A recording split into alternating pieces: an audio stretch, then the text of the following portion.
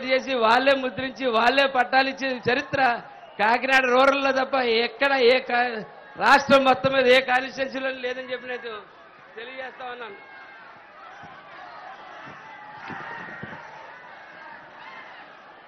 నియోజకవర్గంలో law and order తన చేతిలో పెట్టుకుని ఫ్యాక్టరీలో చనిపోయిన కార్మికులపై చిల్లర ఏరుకుతున్న వాళ్ళు ఎవరన్నా ఉన్నారంటే కురసాల కన్నబాబు అయ్యి ఉన్నాడు.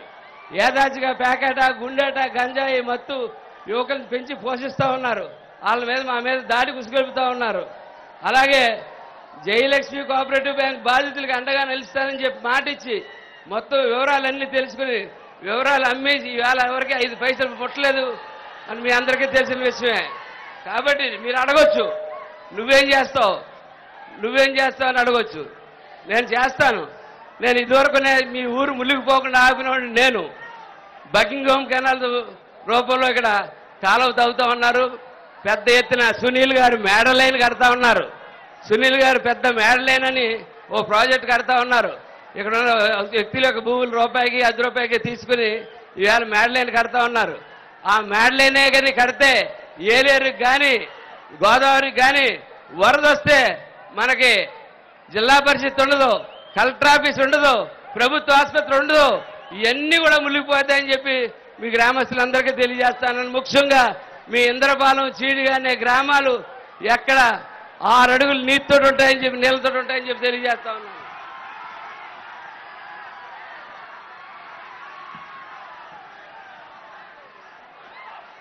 నువ్వేం చేస్తావని అడిగితే నేను చెప్తా ఉన్నాను. ఈ రాష్ట్రంలో 5 సంవత్సరాలుగా మౌలిక సదుపాయాలే లేవు. డ్రైనేజ్ లేదు, రోడ్ల దీపాలు ఎలాగో, పారిశుద్ధ్యం లేదు, తాగునీరు లేదు, దోమలు పెడతా, బ్లీచింగ్ పౌడర్ అన్నది కనీసం కొట్టరు.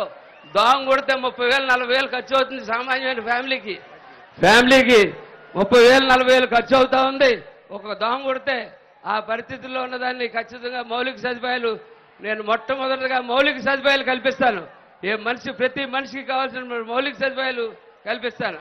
అలాగే కాకినాడ రూరల్ నియోజకవర్గంలో వైద్యం మీద ప్రత్యేక శ్రద్ధ పెడతాను. మెరుగైన వైద్యం మీకు అందించేటట్టు కొన్ని బృందాలను పెడతాను. మన పిహెచ్సి సెంటర్లో కానీ మన యొక్క జనరల్ హాస్పిటల్లో కానీ ప్రత్యేకమైన బృందాలను పెట్టి వేగంగా మీకు వైద్యం జరిగేటట్టు అన్ని ఏర్పాట్లు చేస్తాను. అలాగే అన్ని కులాల్ని మతాలని కలుపుకుంటూ జనసేన పార్టీ సిద్ధాంతాలతో ముందుకు వెళ్తాను. కాకినాడ లాంటి ప్రాంతానికి ఒక స్టేడియం లేదు, ఇంతమంది యువత ఉన్నారు, ఒక్క స్టేడియం లేదు, ఒక్కళ్ళు కట్టలేదు, ఒక్క పాలకుడు ఇప్పుడు దాకా దాని గురించి ఆలోచించలేదు. ఆ స్టేడియం నేను కడతానని నేను చెప్తా ఉన్నాను.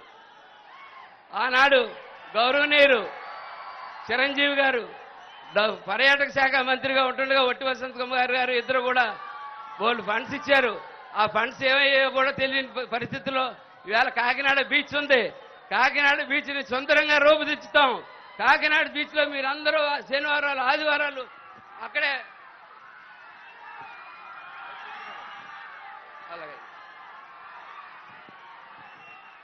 అలాగే కాకినాడ బీచ్లో మీరందరూ కూడా సాయంత్రం పాటు ఉల్లాసంగా గడపడానికి ఏర్పాట్లు చేస్తాను.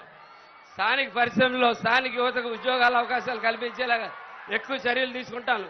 పండూరు, సర్పవరం, తంబారు గ్రామంలో సిరి పరిశ్రమలు, కోల్డ్ స్టోరేజ్, ప్యాకింగ్ సదుపాయాలు కల్పిస్తాను. డ్వాక్రా మహిళలు ఆర్థికంగా బలోపేతం అయ్యే విధంగా వారు తయారు చేసిన ఉత్పత్తులకు మార్కెట్ సదుపాయం కల్పిస్తానని నేను చెప్తా ఉన్నాను. ఇంకెంతకాలం నేల చూపులు కన్నబాబు గారు, రూరల్ రాజకీయం మారింది. జనసేన జెండా ఎదుర్కోబోతుంది.